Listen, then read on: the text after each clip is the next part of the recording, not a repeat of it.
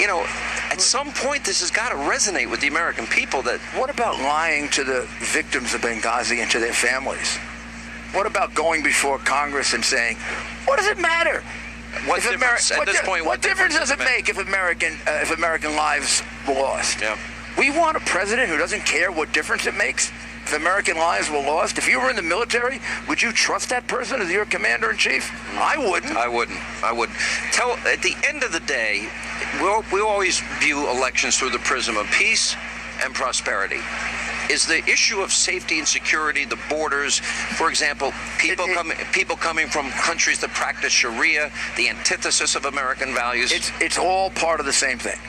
I think if you want to solve the problem we've been talking about at the beginning, race, we got to work. We got to take our solutions, which I believe move people out of poverty. You did it. You did it in the biggest city in the country. I moved 500,000. 600,000. Sorry, I know your number's better. 100,000 went to New Jersey. Tell Christy that.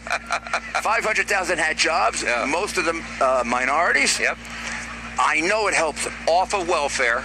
To work. Help them with it. Help them with education. Help them with choice. Help them with vouchers. Help them with charter school. Can I give you a statistic? Let's help the community, because it has been held back. It has been hurt.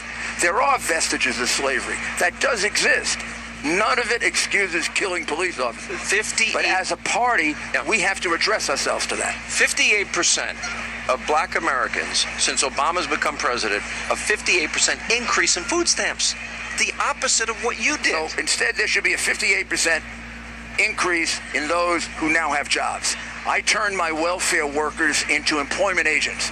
When you came in for welfare, they look for a job for you. I'll give you one more statistic. African-American, black community, 20% fewer black Americans in the labor force today since Obama's been president. I want to reach out to them and get them back in the labor force. Yeah. I think that's the answer to this.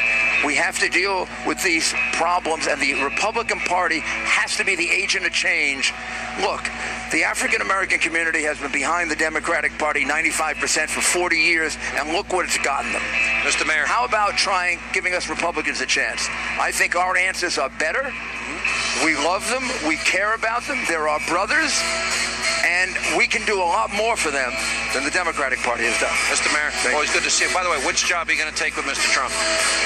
Secretary of Love. All right, coming up next tonight, right here on Hannity.